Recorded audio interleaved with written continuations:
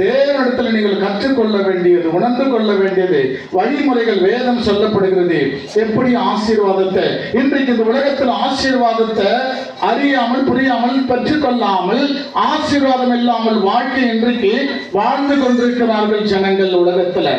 இன்னைக்கு காய்ந்து போயிருக்கிறார்கள். தலையில எண்ணெய் இல்ல, சரியான உடை இல்ல, சரியான ஆகாரம் இல்ல, சரியான விருந்து இல்ல, சரியான ருசியான உணவுகள் இல்லாததுனால ஏதோ கஞ்சி வந்து ஊறுகாய் அரைச்சி சாப்பிட்டுட்டு இன்னைக்கு ஓடிட்டு இருக்கிறோம். அருமையான தேவனுடைய பிள்ளைகளை ஆண்டவர் சொல்லுகிறார், எப்படி ஆசீர்வாதத்தை பெறுவது.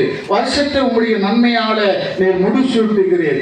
365 நாட்களிலும் ஆண்டவர் உன்னை ஆசீர்வதிக்கும்படியாய் அவருடைய கரங்களை அவர் நீட்டி இருக்கிறார். அந்த ஆசீர்வாதத்தை நீரை நாம பெற்றுக் கொள்ள முடியாய் வழி தெரியாம முறை தெரியாம நாம திணறி கொண்டிருக்கிறோம். குருட்டாட்டமாய் இன்றைக்கு உலகத்தில் நடந்து கொண்டிருக்கிறோம். உமது பாதைகள் நெய்யாய் பொழிகிறது என்று சொல்லப்படுகிறது. பிலிப்பியர் 4:19 வாசிக்கப்படும் போது, என் தேவன் தம்முடைய ஐஸ்வர்யத்தின்படி உங்கள் குறைகள் எல்லாம் கிறிஸ்து இயேசுவுக்குள் மகிமையிலே நிறைவாக்குவார்.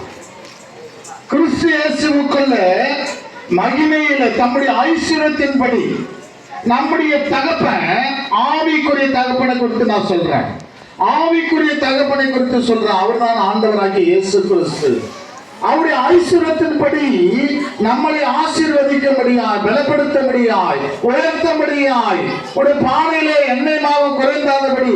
தம்பி யாரும் பேசக்கூடாது. பேசுறதா வெளியே போயிடுங்க.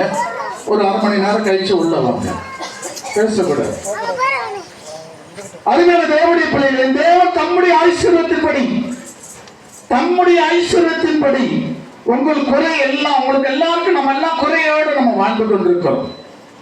அந்த குறைகளை நீக்கும்படி தம்முடைய ஐஸ்வர்யத்தின்படி இயேசுவுக்குள் மகிமையிலே நிறைவாக்கும்படி உங்களை இன்னைக்கு இந்த